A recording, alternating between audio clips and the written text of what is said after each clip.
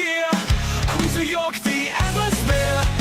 Hype the crowd, they're never tame. Mets PostGame Show brings the flame.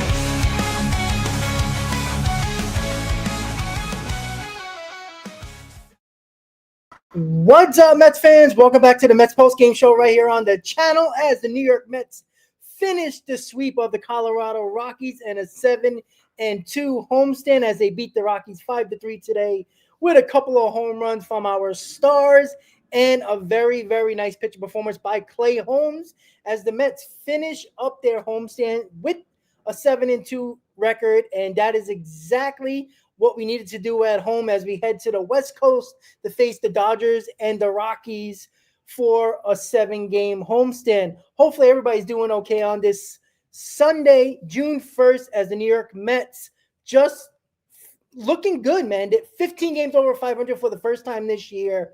Just all around good series by the Mets. They did what they had to do. That's exactly what they had to do. The Phillies are losing. The Mets can take over first place once again, and it is only 59 games into the season, as tomorrow will be game number 60 of the season. You start to look at records, you start to look at standings, where are other teams in the league. That's where you start looking at once you get, 2.5 months into the season. That's where you start looking at it. But overall, this is what you need to do right now. Honestly, this is what the Mets have to do. Even though they still haven't been good, overall runners in scoring position, they still find their ways to win ball games. And this wasn't a pretty performance by any means. Game 1, today's game, wasn't necessarily, you never felt like there was a chance that you would lose the game, but it wasn't perfect. It wasn't a great game all around. Let's be honest, 5 hits against Colorado Rockies, even though, Gary Cohen said it on the broadcast. The Rockies have a good bullpen. Like, if you look at their ERAs in the bullpen, they're around 2.5. So one of the last guy, I think the last 2 guys you saw were under 2. So they have a good bullpen. That's the best part of their team. But that's the only part of their team that's very good. But the Mets did what they had to do. You got the insurance home run by Juan Soto, 2 home runs in back-to-back days.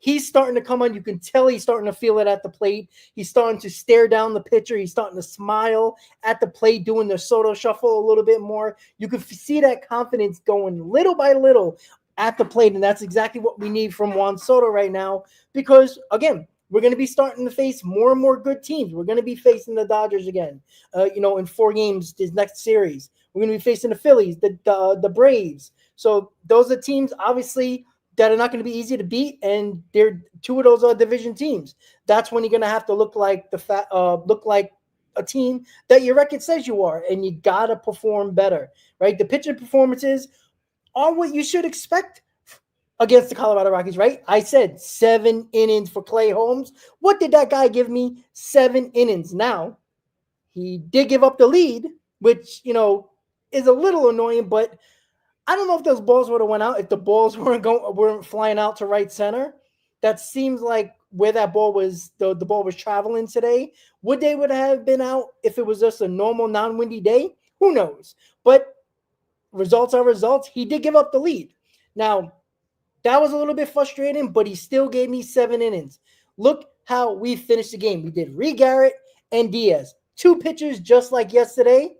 And that's exactly what I said that they needed to do going into a 10-game stretch where they have no off days, and now they're going on the West Coast. So they did their job, not only by winning the game, which was very necessary.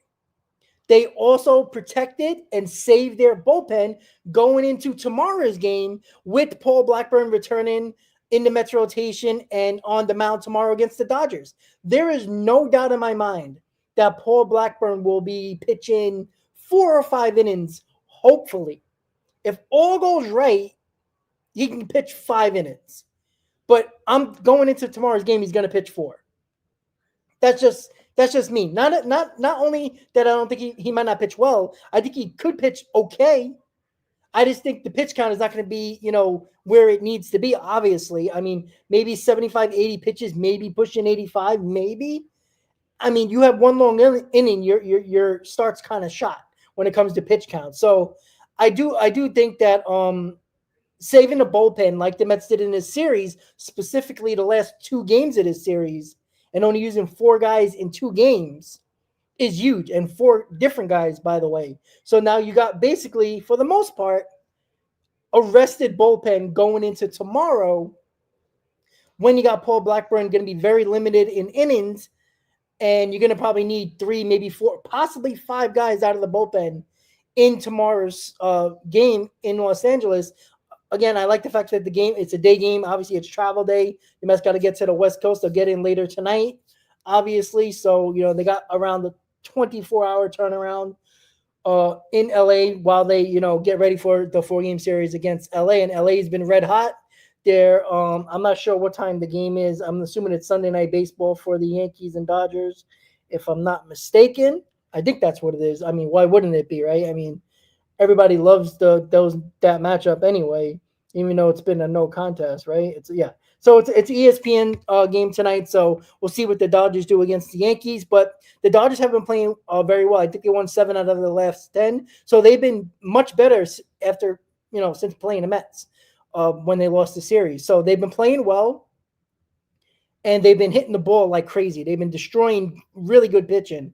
The best pitcher in baseball, Max Fried, he didn't look good against the Dodgers at all. So they've been hitting. And that's something that you always worry about when you're facing the Dodgers is, are they going to run away with games? Because they can easily put a 10 spot on the board, out of nowhere. And, you're kind of struggling to catch up and get back with them. But overall, this homestand is basically what you wanted, right? I think I said, if I'm not mistaken, 6-4 or 6-3 was a minimum, and they got 7-2. So there's no complaints here. Again, you could say, well, we should have won the game against the White Sox, blah, blah, blah. That happens, right? The White Sox are a tad bit better than the Rockies. They are a professional team. You see how teams come into New York in either Yankee Stadium or Citi Field, and they give it their best shot. And the Rockies didn't play bad. Like, they made some terrible mistakes that cost them runs and cost them games, but they play hard. You could see them play hard. They're just not very good, right? But it is important you took each and every series, 2 out of 3 against the Dodgers, 2 out of 3 against the White Sox, and 3 out of 3 against the Rockies that ended up being a 7-2 homestand. So overall, great homestand. The Mets are dominating at Citi Field, 24-7. They passed their high water mark of organizationally and historically as the best record at home in franchise history, right? The last time they were 23-7, it was 1986 at home. And that is something that, again, you always look at that, I think it was in 2022 where they had the most wins since 1986. And, everybody was like, ooh, and all that stuff. I don't really care about that, but it's important that they win at home. And I've said that for a while. Just look at records with best teams in baseball, right? They got to be at least 10 games over 500 at home and around 500, a little bit better or a little bit worse at home, and you're going to be in a very good spot. When when you're 16, 17 games over 500 at home, you can afford to be 1 or 2 games over, 1 or 2 games under 500 on the road because, a lot of teams struggle on the road. It's just that simple. And to have a complete 180 from what the Mets have done in years past, where they struggled at home and played better on the road, it's always better to play at home. And the Mets feed off the fans, no doubt about it. You can see exactly what this team is going through. And it started last year. Let's make no mistake about it. In June last year, when the Mets started to turn it around, when Lindor went to the leadoff spot, the Mets started to hit, when Jose Iglesias got called up. Everything just started working and flowing together. The fan base started getting louder and crazier, and they started to thrive off of it. They started to feed off of that. It went all through the rest of the season into the playoffs, and now this year. You can feel the difference on a Sunday. I don't care if it's Hello Kitty weekend or not. And giving all the way to the bobbleheads, it was going to be a packed house. And it's against the Rockies, right? Let's be honest. The weather has been, somewhat okay in New York. It's been a little cooler than it should be at this point. But overall, people are showing up. And yeah, everybody could say about the wins. But again, these tickets have been sold way before records have been known. And more tickets were earlier in the year that were bought, right? Obviously, people go for bobbleheads and all that other stuff, but that's where it is. And that's where we got to continue to look at for the New York Mets. 37-22, 15 games over 500, the high watermark of the year over 500. And this is what you got to do, guys. Go into LA, and Chris talked about this the last time we were together. He said, you got to finish this homestand with a ton of confidence going to LA. And I 100% agree with him when it comes to that, because, again, you didn't want to lose. It sucks going on the verge of a sweep and losing that last game of a series and losing the last game of a homestand. You kind of got a sour taste in your mouth. Yeah, it was a nice homestand still. It was 6-3, and it's still pretty good. But you lost the last game of the homestand, and now you got to fly 6 hours, 6.5 hours, 7 hours to LA, and you got to, think about that. And then now you got to play the Los Angeles Dodgers, the other better team in baseball. And now you got Paul Blackburn on the mound, which you have no idea what you're going to get.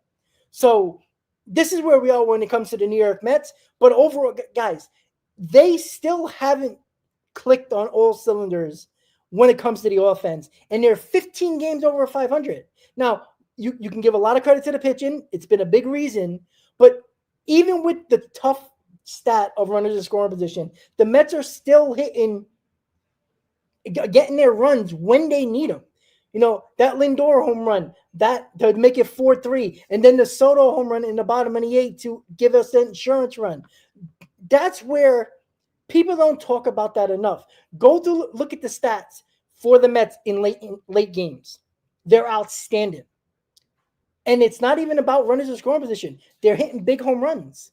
They're hitting solo home runs, 2-run home runs when you got a guy on first.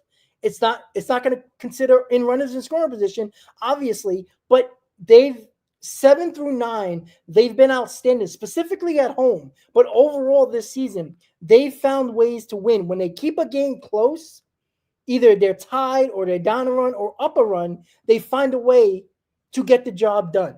And that is a great sign of a good team because, again, the Phillies, who are red hot, and let's talk about red hot with them, who plays Pittsburgh and the Rockies, and that's how they got their 9-10 game in 9 games in a row a winning streak when they were like 9-1 in their last 10. They go face a solid team in the Brewers, and they look like they never played baseball before. So it goes to show you there's certain aspects of the Mets, there's certain aspects of the Phillies, and let's be honest, there's certain aspects of the Dodgers and the Yankees that they could be easily exposed. The Mets in situations where, where runners in scoring position, they get exposed. It's a glaring problem when you're 29th, 30th in the league. When you're 29th in the league in runners in scoring position, and it might be a little bit better now.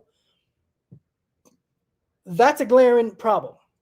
You see with the Yankees, when they face better pitching and when they face a better offense against their good pitching, it's a no contest. The Phillies, who were beating up on Pittsburgh and Colorado for the last week and a half, go face a solid Brewers team. And the Phillies didn't look good. And now that the Mets are playing well, they come off a 7-2 homestand. They're 8-2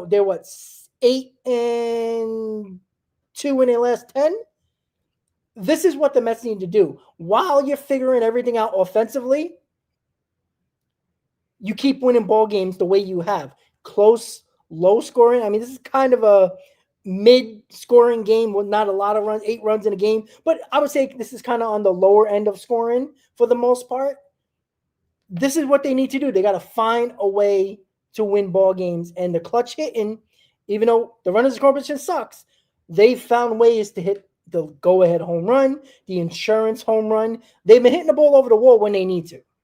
And that's been another thing that's really nice. Again, Juan Soto looking like he's looking a lot better at the plate. Lindor is starting to get it. What did they have? 3 home runs in his homestand? 3 home runs in his homestand, if I'm not mistaken. Pete Alonso hit a big 3-run bomb. It's the home runs. So this is where this team is at right now, right? That's why when I talk about Luis Angel Acuna and why Mauricio might be the better option in the Mets perspective overall, because they're looking for that 3-run homer. They're looking for that 2-run homer, somebody that hit the ball over the wall and be a run producer. That is the reason why when you're struggling with runners in scoring position, you got to find a way to get quick runs, and that's the home run ball. And the Mets have been doing that. And they specifically show that in this homestand when it comes to taking 2 or 3 against the Dodgers, 2 or 3 against the White Sox, and then sweeping the Rockies. So how's everybody feeling right now? We feeling good? 15 games over 500? Right? We know there's flaws. Every team in baseball has flaws. Put up a roster and we can find flaws, right? Put up a stat, we can find a flaw. Every team, the best team in baseball, the worst team in baseball, the third best team in baseball, the fourth best team in baseball, the first best team, second best team in baseball, they all got flaws. It's just, what do you do with those flaws? Are they glaring enough where they're going to hurt you in a series? Or is the other team's glaring issue going to pop up in a series?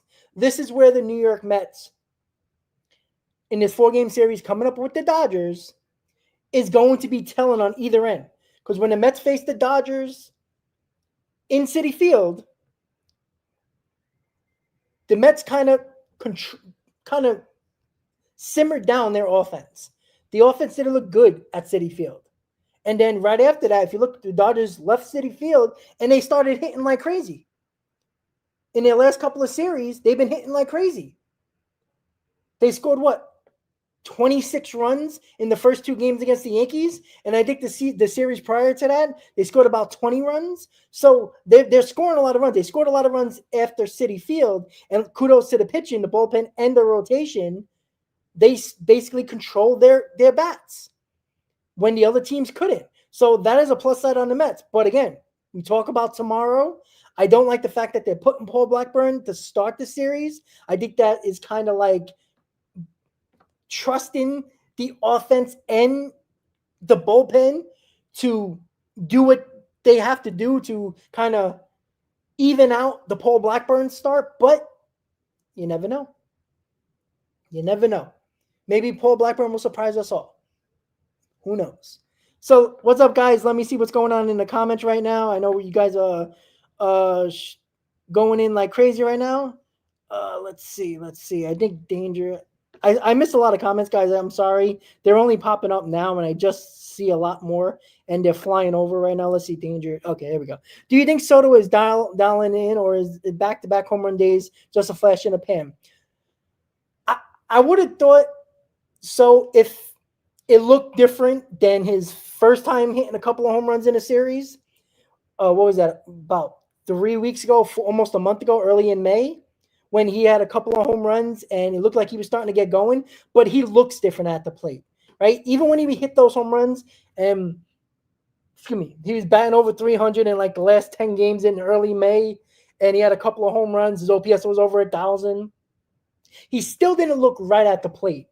Now he looks right at the plate. There's still a little bit. He's still missing certain pitches that he crushes.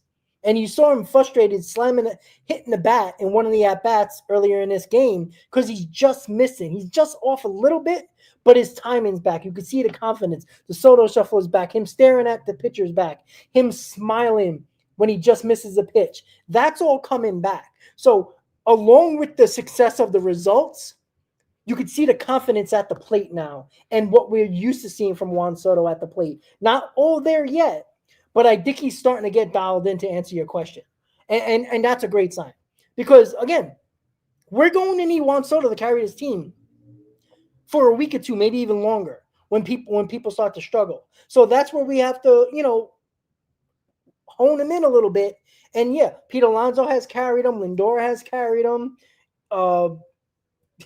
Luis Torrens has carried his team offensively.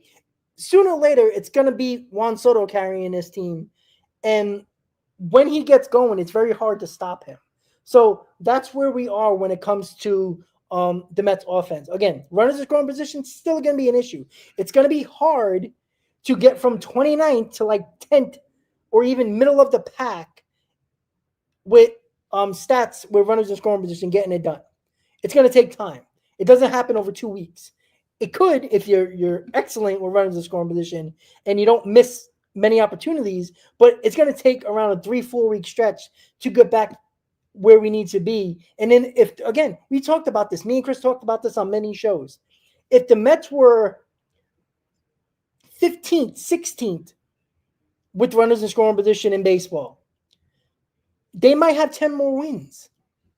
We might be talking about a 44, 45 win team in the month of June and start in the month of June with what a 12 loss record, 12 losses in the loss column. Like that is the difference that they don't even have to be a great offensive team with runners in scoring position. They could be an average offensive team and they're almost would be unstoppable. Like that is the difference. That is the little difference where if instead of going 3 for 12 with runners in scoring position, you go 5 for 12. Huge difference. You probably win a ball game or two that you lost. Like that is the little difference in this offense that all you need is that little bit of, that again, that 1 or 2, 3 or 4 of things that happen with runners in scoring position during a series, and you're winning more games that you would have lost otherwise if you were 2 for 10 instead of 4 for 10. Like it's a huge difference, and that's where I think the Mets are right now. They're still in that in between right now. But again, you can't be 15 games over 500 as bad as they are with runners in scoring position and not be a good team. Yes, the pitching has a lot to do with it, but again, just look at the stats. 7th inning on, the Mets are extremely efficient winning ball games during that time. And they've done that. They were doing that last year, and they're doing it this year, the entire year. Even when the offense was putrid, they still found ways to win late in games, especially close games. So that's what I'm excited about this team is that they're still not playing the way they should be playing, especially offensively, and we're 15 games over 500. And, we kind of had that little stretch of 10 games where we're like 4-6. We haven't really gone 3-7, but it's like 4-6, 5-5. We kind of like, simmer down a little bit, and we were kind of like hovering above the water a little bit. And then we start getting hot again, right? 8-2 in their last 10, 7-2 in their last 9. Like it's things like that where you don't have extended losing streaks, still haven't had a 4-game losing streak. They cut it at 3. When you don't have those losing streaks, and every team in baseball has except for the New York Mets. When you don't have those 4+ game losing streaks, you're on a good path. And that's where the Mets are right now. They haven't been getting into that 4 or 5 game losing streak area where it is a problem. And that's where you can, lose games off your record. You can, lose games in the standings very quickly. Like the Mets were 2.5 games out the start of this series, and then the Phillies walked into the Brewers, and now the Mets are leading the division, just like that in 3 games. So it's going to be a back and forth. We know this division, especially with the Phillies, is not going to be easy. The Braves kind of been struggling once again after they started to pick it back up over 500, but now they've been back under 500, right? We got to bury teams like the Braves. Like you want to keep them around the 8 to 10 games back behind us mark. By the time we face them, even if you lose 2 out of 3, you're only losing 1 game in the standings overall. So, excuse me, that's where we are when it comes to what the Mets put themselves in a position they put themselves. Excuse me, guys. Sorry. Ooh, had some late lunch, and now it's like upsetting my. Woo, sorry about that. And yes, CD, the Mets are going to miss Yamamoto. Yes, they are, because he's going today. I'm trying to catch up to the comments, guys. Excuse me. Damn.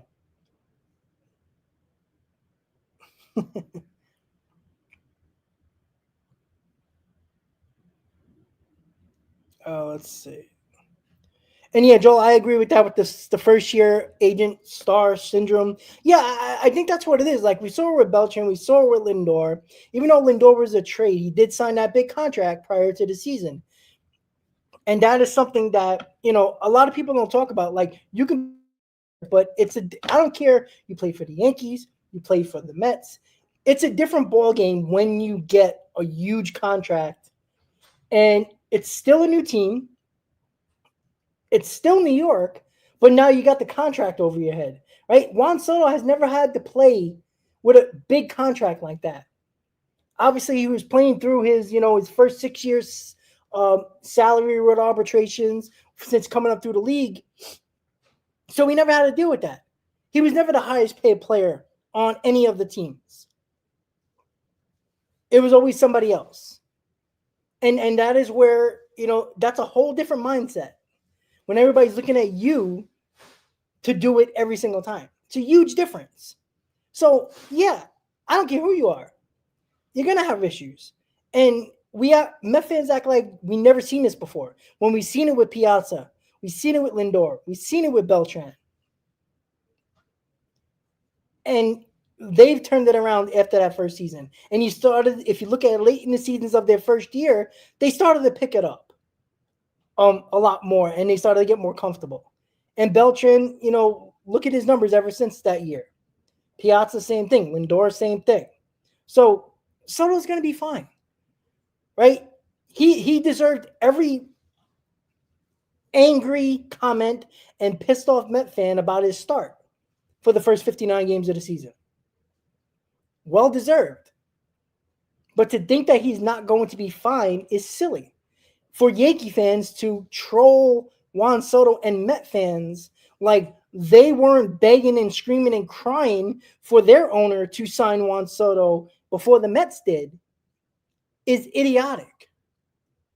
And it's the funniest thing ever because they were the ones on their knees blowing Juan Soto last year.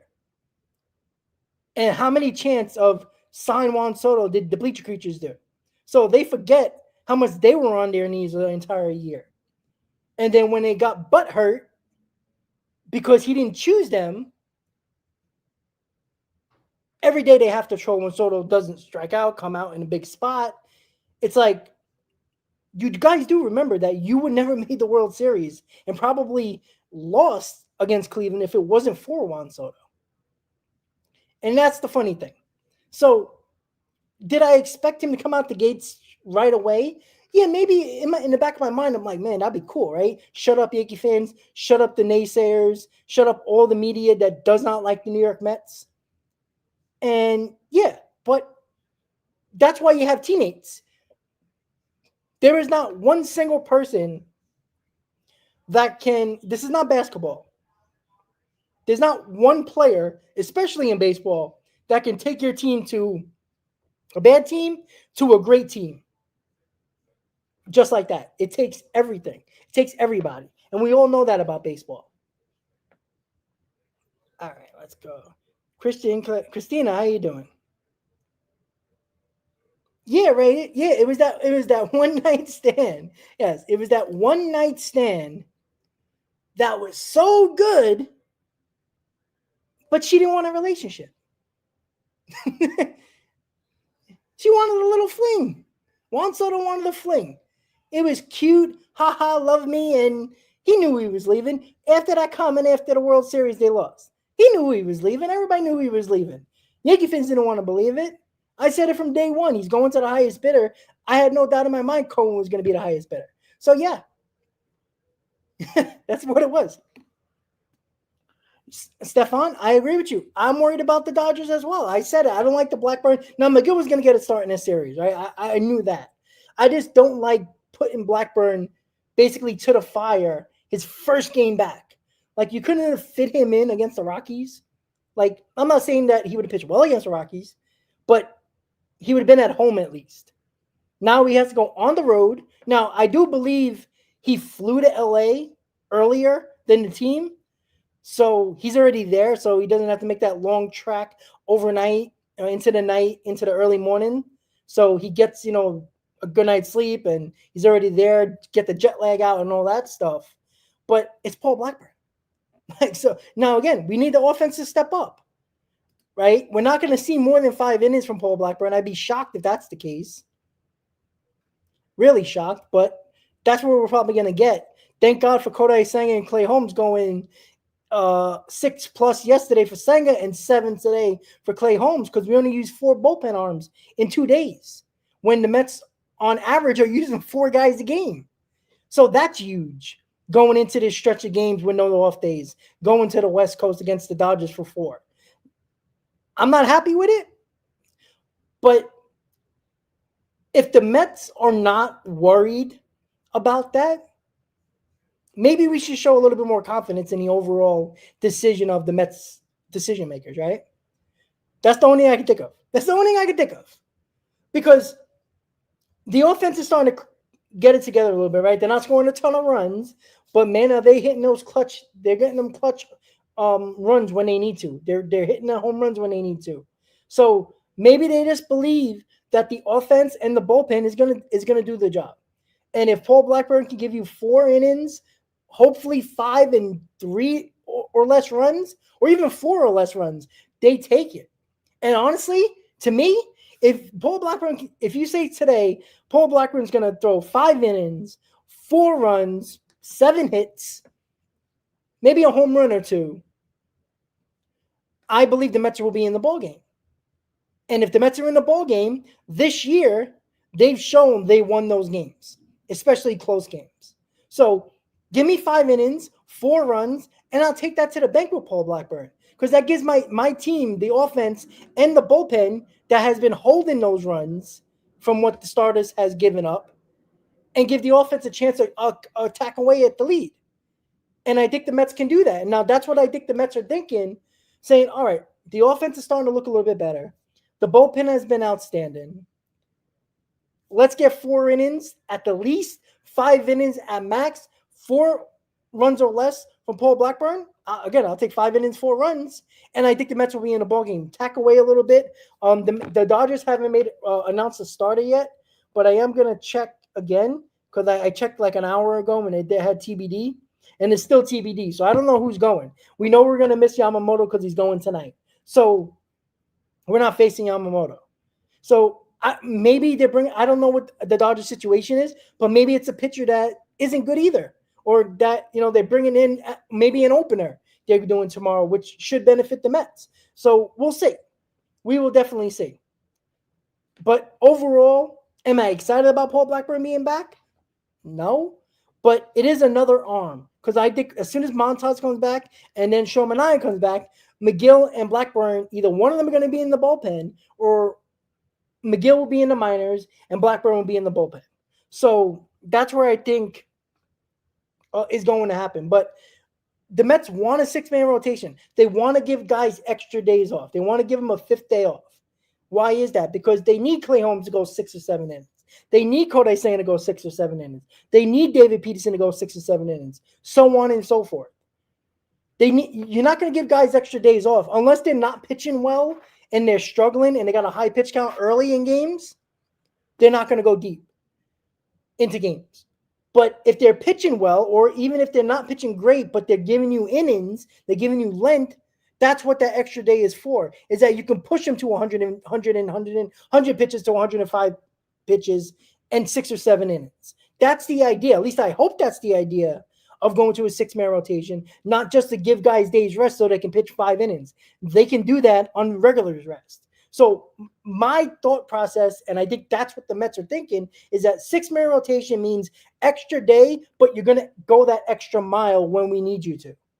And if you're pitching well, we're not going to just pull you because we want to save your innings. No, your ass is going to go out there, and if it's a 6th inning and you got 80 pitches, we're going to throw you out there in the 7th and hopefully you have a quick inning and throw 95 pitches to 100, and you're out of the inning, you get 7 innings, and maybe you only have to use 2 bullpen arms like they did the last 2 days. Todd, that's a good question. I don't know. If you would have polled the Mets fan base 2 years ago, it would have been about 90% Jeremy Hefner getting fired. Yet, this guy has been through 3 different regimes and hasn't lost his job. So it's not just the Mets believing that he's a good pitching coach. It is baseball thinking he's a good pitching coach. Because there's been talks with executives around the league that were like anonymous, but they were executives around the league from different reports, that if the Mets fired Jeremy Hefner, he would be picked up the next day by another team. So he's well thought of around baseball. So I think the pitching lab has helped guys figure out what pitches to throw more, obviously, right? What has been a more effective pitch, throw it more. And then throw pitches that are not effective most of the time less. I think the lab has made the pitcher understood and feel confident in pitches that he's been good with and continue to throw that. What the pitching lab hasn't done, in my opinion, is prove that when you get to your innings limit, do you still pitch well? can you get through 4 months of baseball? You get into August. Can you still pitch well when you hit your high limit mark of innings? Right? The lab can't fix that. But what I think Jeremy Hefner can do is say, listen, pitch a little bit more of the contact. Don't try to strike out everybody. I think his method is getting these guys to go a little bit deeper into games. Now, for all we know, Jeremy Hefner isn't a good pitching coach. But again, you don't survive Mickey Callaway, Billy Epler, you know, 3 different GMs, and still survive when managers get changed and coaching staffs get changed, and the pitching coach has remained the same. So there's something that the Mets believe in Jeremy Hefner in. And again, there's teams around baseball that would pick up Jeremy Hefner in a heartbeat as soon as the Mets fire him. So maybe it's both. Like, I'm not going to give more credit to one than the other. We know the pitching lab has made a difference with mediocre pitchers, right? Again, look at Griffin Cannon. Career 5 ERA. Hasn't been a good pitcher his entire career. The guy's, what is he, top 10 in ERA in baseball? That's insane. That is insane. So, overall, I'll give credit to Jeremy Hefner. I'll give credit to the pitching lab. But also, I do think it's a team effort where the pitching staff comes together and they want to be good. I think there's a confidence level in trying to be good is one thing, but wanting to be good is a different story. I think Clay Holmes wants to prove a lot of naysayers wrong. I think he wants to prove the Pirates wrong and the Yankees wrong. Even though the Yankees made him a closer, every pitcher wants to be a starter. Number one reason is that they can make more money. That's the obvious thing, right? That's the obvious reason why. So a lot of these guys, and you could just look at the Mets with Seth Lugo. For years, Seth Lugo wanted to start for the Mets. And because the Mets needed him to be a reliever, they gave him an opportunity a couple of times, and when they needed a spot start. But other than that, they kept him in the bullpen. And Seth Lugo has been a really good starter.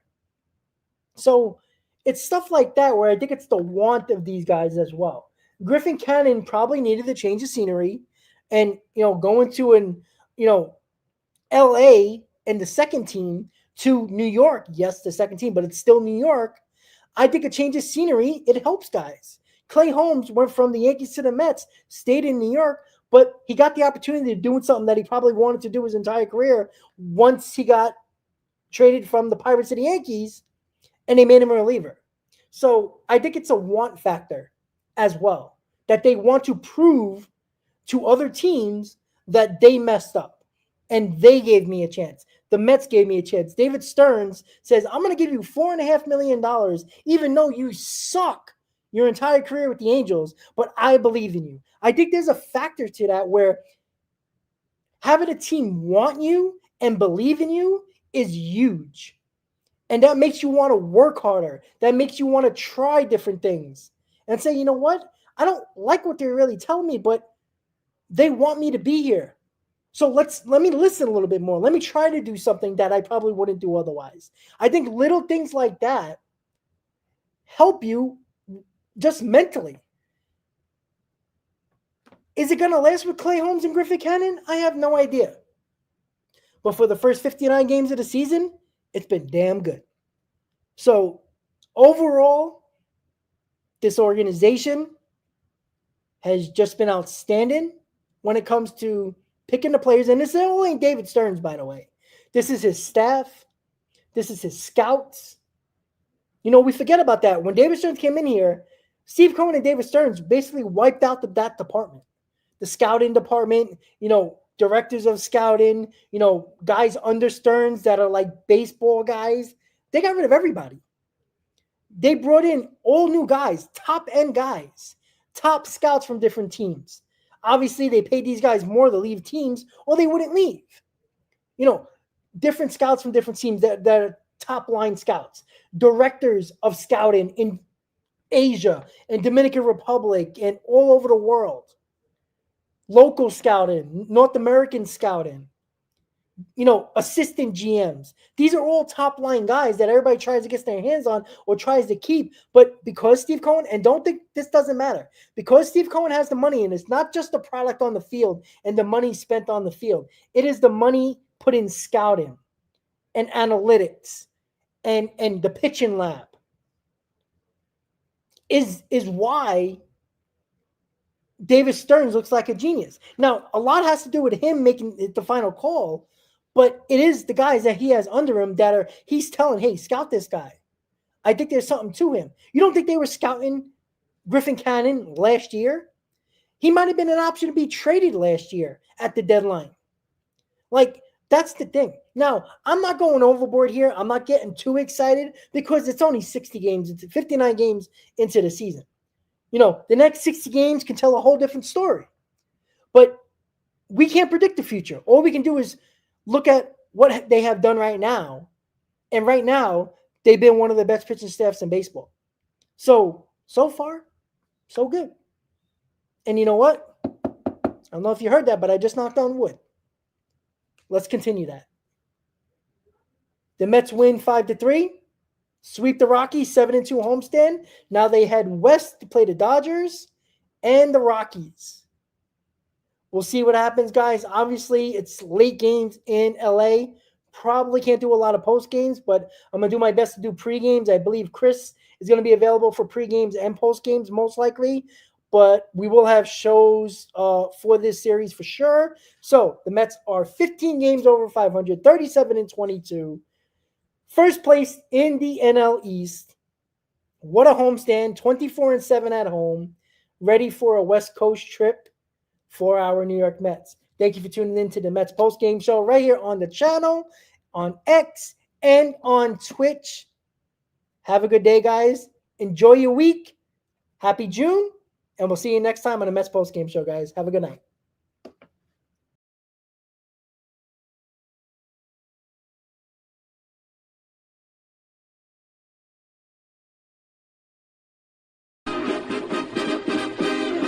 Meet the Mets, meet the Mets. Step right up and greet the Mets. Bring your kiddies, bring your wife.